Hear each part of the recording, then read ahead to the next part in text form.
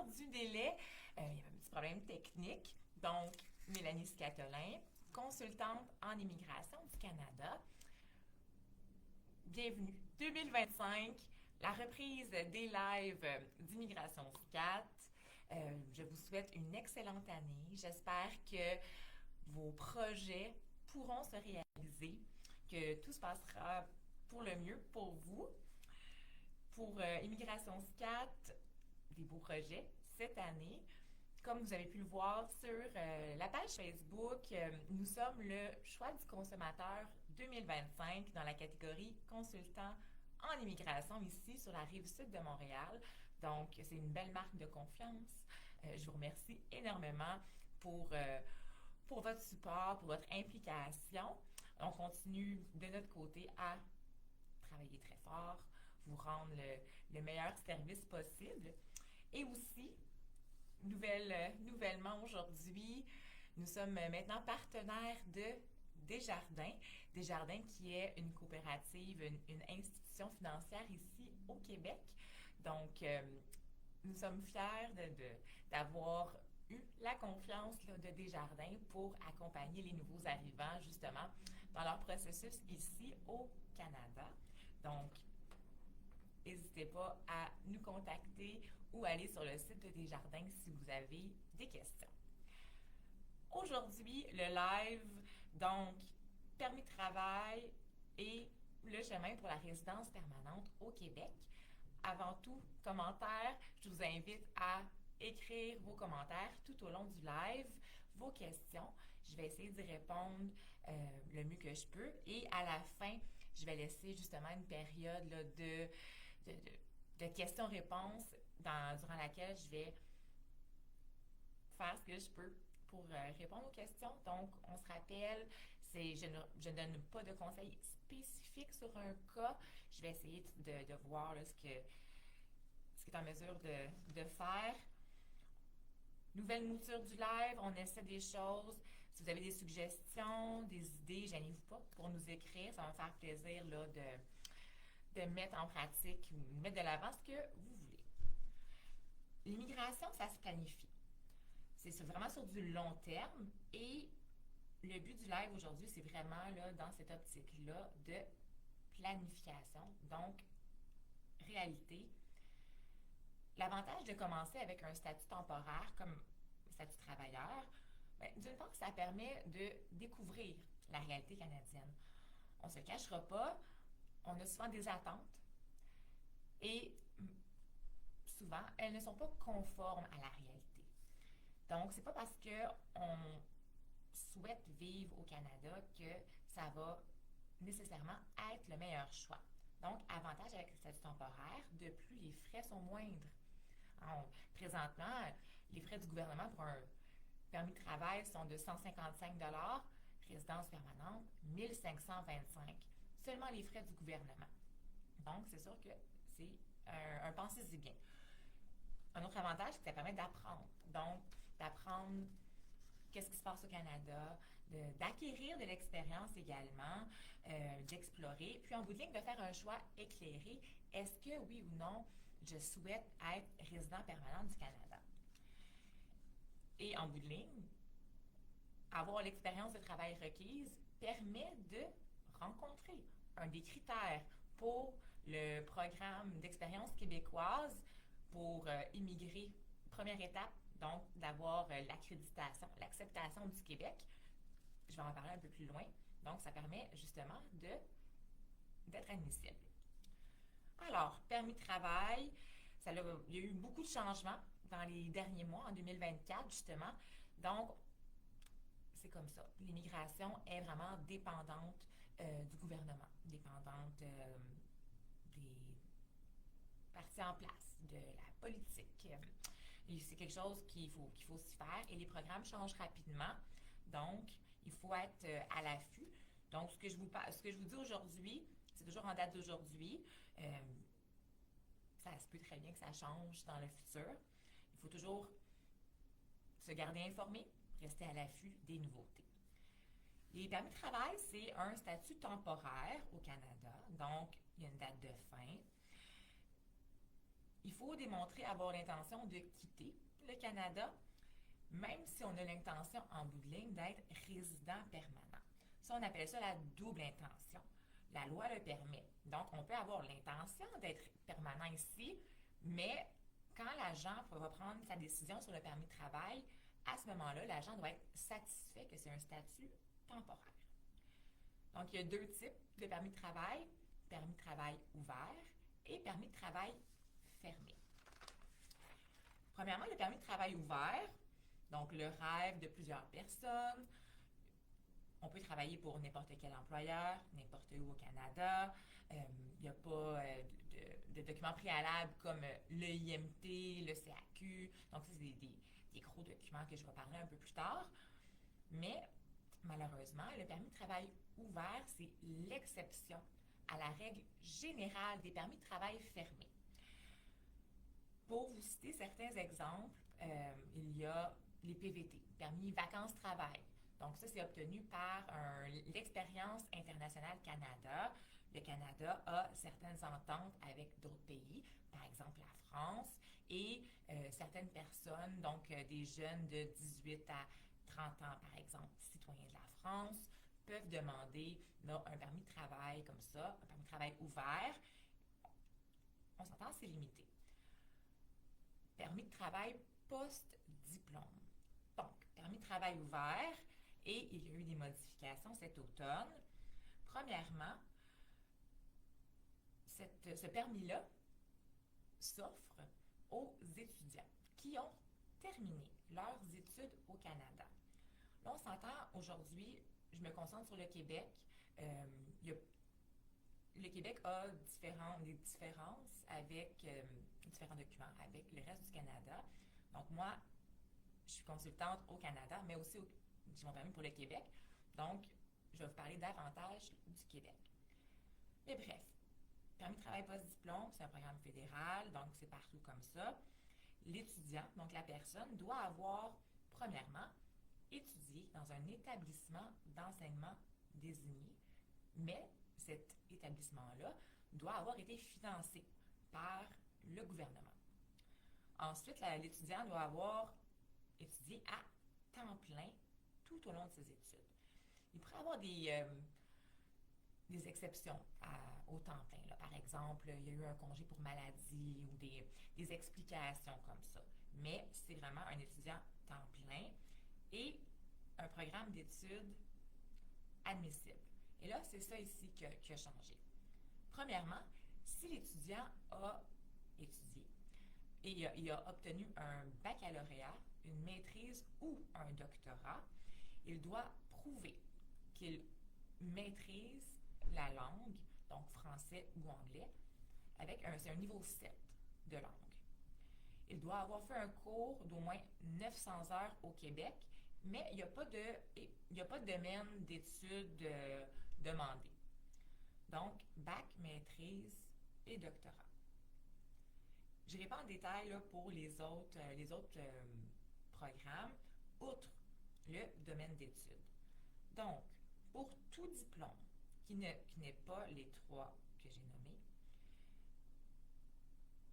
la personne, l'étudiant, doit avoir étudié dans un programme, dans un domaine admissible, à moins qu'il ait présenté sa demande de permis d'études avant le 1er novembre 2024. Là, on s'entend, l'immigration, il y a toujours des dates, des exceptions, mais grosso modo, donc, le domaine d'études admissible, agriculture, éducation, santé, sciences, transport et métiers spécialisés. Ça, c'est souvent dans le domaine de la construction. Donc, c'est seulement ces domaines-là qui ouvrent la porte au permis de travail post-diplôme. Oh, le volume est faible. Je suis vraiment désolée. Merci. Peut-être que ça vient de votre ordinateur parce que moi, je ne peux pas monter le son de mon micro. Donc, s'il y a d'autres choses, gênez-vous pas pour m'écrire. Merci beaucoup. Permis de travail post-diplôme. Et le deuxième permis que je voulais vous parler, permis de travail ouvert, c'est le permis pour conjoint, conjoint de fait ou époux d'étudiants et travailleurs. Donc, pour les étudiants, on se rappelle, c'est le conjoint d'un étudiant l'étudiant doit étudier, je me répète beaucoup, je suis vraiment désolée, à maîtrise ou doctorat, et la maîtrise doit être de plus de 16 mois.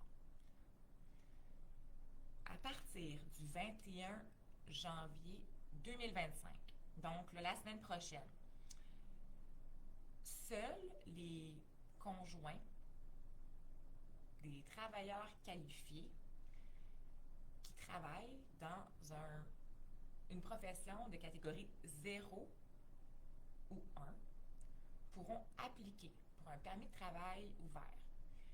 Si le travailleur a sa profession dans une catégorie 2 ou 3, c'est seulement les professions où il y a une pénurie de main-d'œuvre. Alors là, ça vient vraiment restreindre beaucoup les possibilités pour un conjoint d'avoir un permis de travail ouvert. 21 janvier.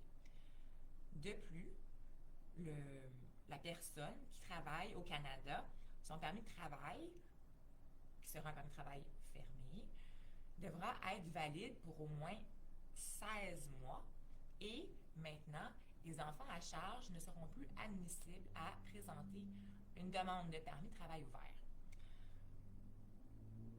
Comme je le mentionnais, permis de travail ouvert, l'exception, on est dépendant du gouvernement. Malheureusement, il n'y a rien qu'on peut faire, on peut juste s'adapter. Permis de travail ouvert. Permis de travail fermé. Donc, un permis de travail fermé est la règle générale et permet de travailler pour un seul employeur dans une profession précise. Avant même de demander le permis de travail fermé, l'employeur a des démarches à faire. Premièrement, il doit obtenir une étude d'impact sur le marché du travail. Le volume, s'il vous plaît, je suis vraiment désolée. Des petits problèmes techniques. Je suis vraiment désolée. Je ne peux pas monter le son de mon micro. Vraiment, aujourd'hui, c'est très difficile. Si quelqu'un m'entend bien et fort, s'il vous plaît, faites-moi signe. Mon son est au maximum. Je suis vraiment désolée. Peut-être que si je le rapproche, la beauté des lives. Donc, écoutez, je suis vraiment désolée. Le volume est bien. Parfait. Donc, j'ai mon employé, mon administrateur que je salue, qui me regarde et me dit le volume est bien. Bon, mais parfait. Donc, je suis désolée, ça doit provenir de vos appareils. OK. Donc, je reviens. De mon côté, le volume est correct. Parfait. Merci beaucoup. Merci. Donc, comme je le mentionnais, on parlait du permis de travail fermé. Donc, l'EIMT, étude d'impact sur le marché du travail.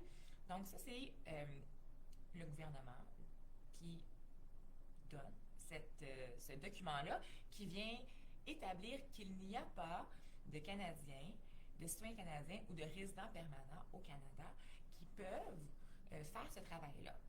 Parce que la norme générale, la règle veut que le Canadien ou le résident permanent fasse le travail et que l'utilisation des travailleurs étrangers soit en dernier recours.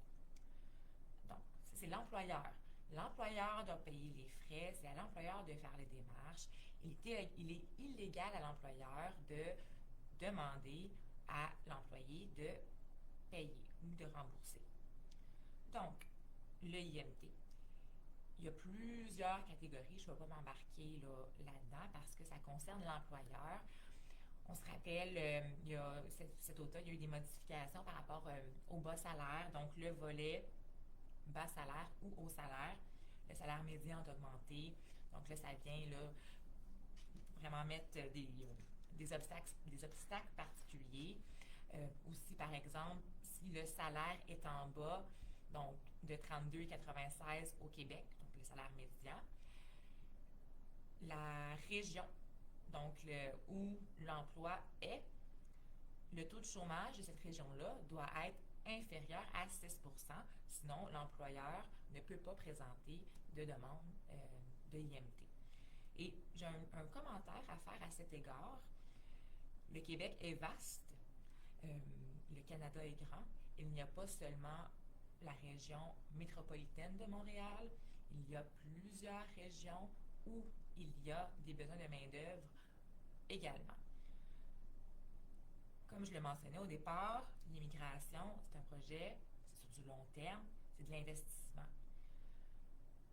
Il se peut que vous trouviez un emploi, une offre de travail à l'extérieur de Montréal. Et je vous le souhaite. Les régions québécoises sont très belles. Il y a beaucoup de choses à faire. Il y a de belles communautés. Donc, peut-être que ça va être davantage favorable pour vous dans vos recherches. Au Québec, en plus de l'EIMT, on doit avoir un CAQ, un certificat d'acceptation du Québec.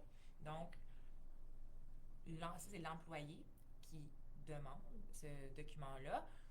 Souvent, il y a des employeurs qui vont être mandatés par leur employé pour le faire.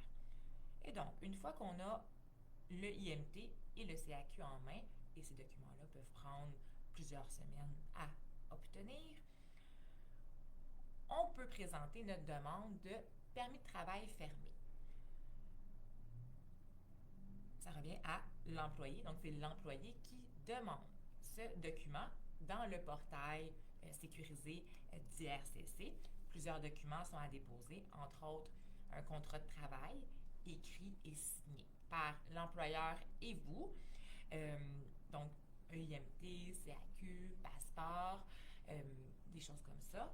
Et conseil, et un point sur lequel je vais m'attarder, vous devrez démontrer que vous respectez les exigences du poste offert.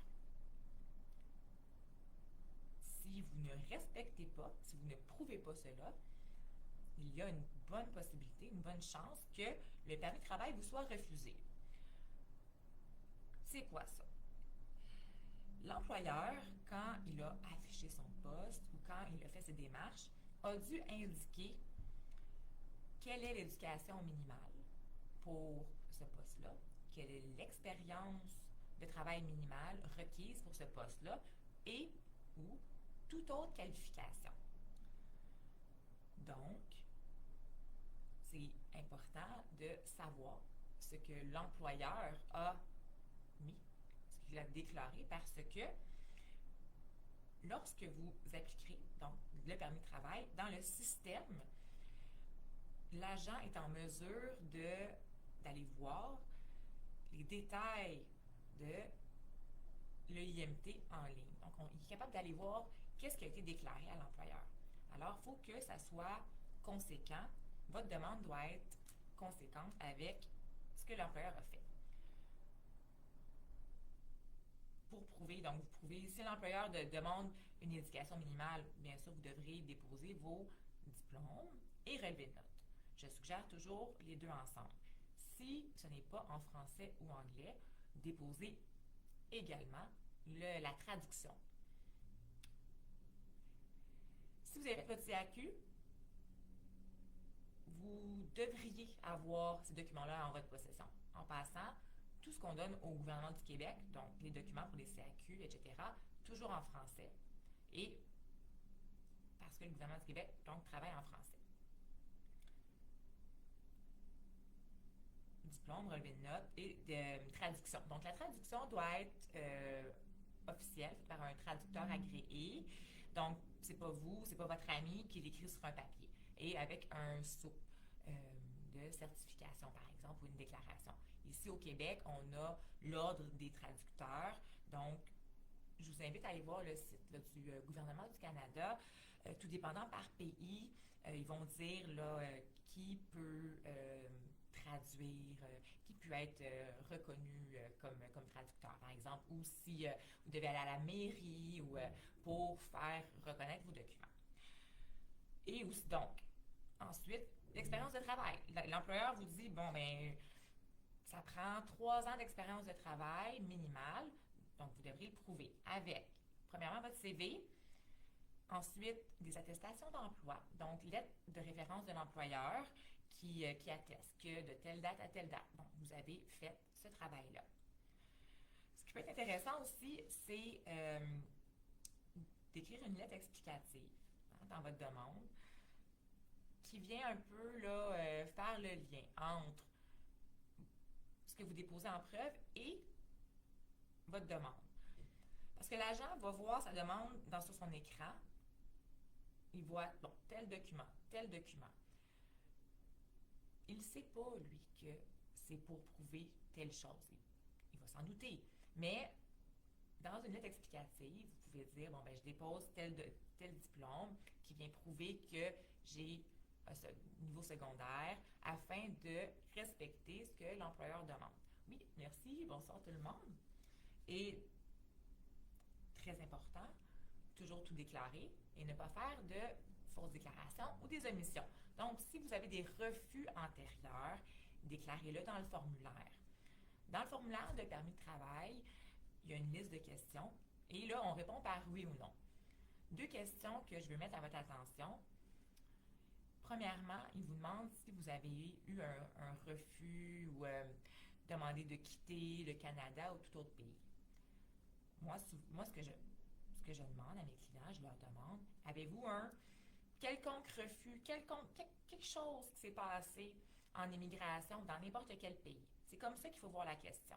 Si c'est oui, bien vous cochez oui et vous donnez des détails, même si c'est au Canada.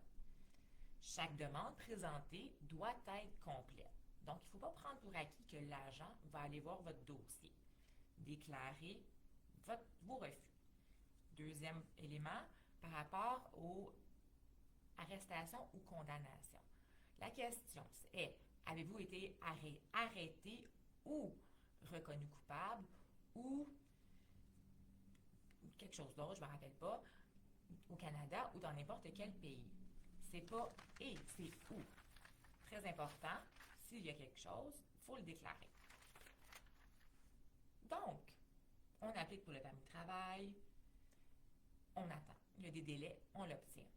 Là, présentement, je ne peux pas vous donner une estimation des délais parce qu'il varie d'un pays à l'autre. Ce que je peux vous dire, c'est que si vous êtes présentement au Canada et que vous appliquez pour une prolongation de permis de travail, le délai moyen est d'environ 5 mois depuis l'intérieur du Canada. C'est tout ce que je peux vous dire. Et bien sûr, les délais varient. Une petite parenthèse à cet égard-là, toujours appliqué pour une prolongation de votre statut avant l'expiration. Très important. Comme ça, vous serez en statut continué. Donc, vous êtes au Canada, vous avez un permis de travail qui expire le 20 janvier 2025, appliqué pour un nouveau permis avant le 20 janvier. Ensuite, vous serez en statut implicite jusqu'à la décision de votre demande finale.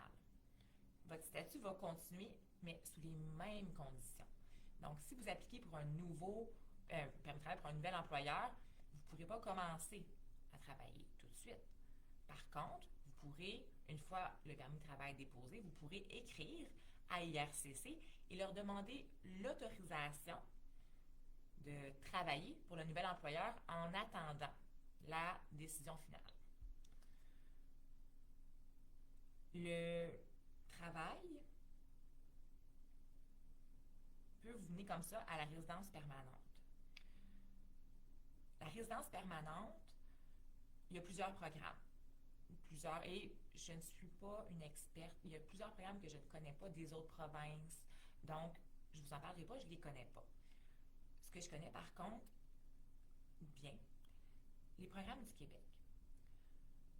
Afin d'être résident permanent au Canada, on doit être choisi par le Québec en premier, au même titre que le permis de travail. Donc, certificat de sélection du Québec, le CSQ. On doit avoir ça en premier avant d'appliquer pour la résidence permanente au Canada. Il y a différents programmes.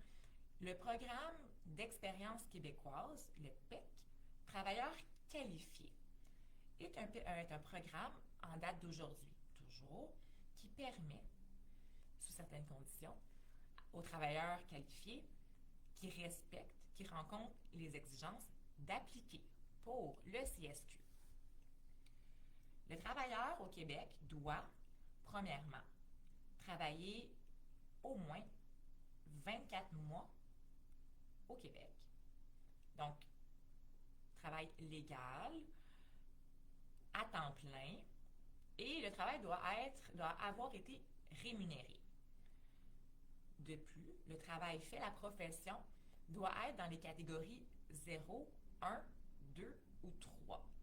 Alors, le lien que je fais maintenant avec le permis de travail, encore là, c'est de la planification. Ça ne sert à rien de trouver un travail de catégorie 4 ou 5 parce que votre expérience de travail ne sera pas admissible au PEC, au Programme d'expérience québécoise. Donc, c'est à prendre en considération dans votre planification de se trouver un travail de niveau 0, 1, 2 ou 3 parce qu'en bout de ligne, c'est cette expérience-là que vous pourrez mettre de l'avant afin d'obtenir votre certificat de sélection du Québec. Aussi, il faut prouver un niveau 7 de langue. Donc, si vous avez de la misère avec le français, durant votre travail au Québec, vous pourriez faire des cours de français. Hein? Ça, c'est un autre élément de planification.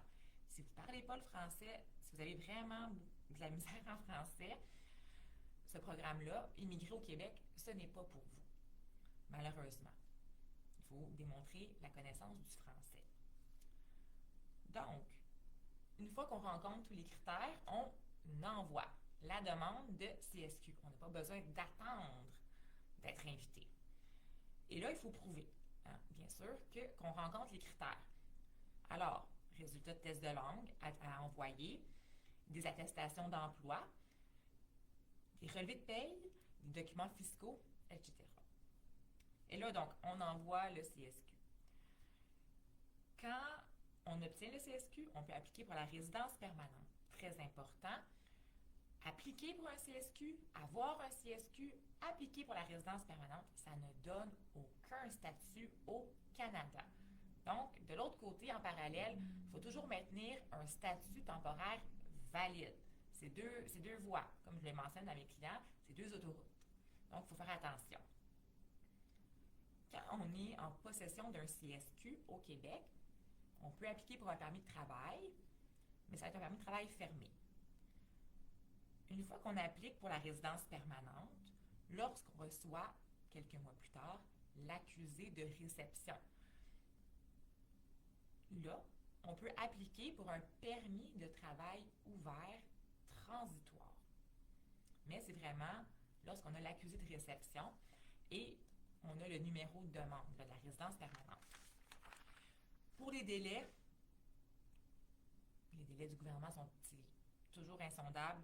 En date d'aujourd'hui, le CSQ dans le programme PEC travailleurs qualifiés, 6 mois, disons 6 mois. Et ensuite, la résidence permanente pour ce programme-là, donc c'est environ 9 mois. Alors, on parle d'environ 15 mois de délai du moment où est-ce qu'on applique pour le CSQ jusqu'à l'obtention de la résidence permanente. À ça, il faut calculer les 24 mois de travail précédents. Donc, ça prend 24 mois de travail pour appliquer pour le CSQ. Alors, si on se dit au moins 24 mois de travail et ensuite les délais pour le CSQ, ensuite les délais pour la résidence permanente, ça tourne autour de 40 mois. Donc, c'est presque 3 ans et demi. Et ça, c'est si tout va bien. Donc, si on n'a pas fait d'erreur, si tous les documents requis sont là, si l'agent est satisfait. Sinon, là, ça retarde le processus. C'est pour ça que la clé, c'est la planification.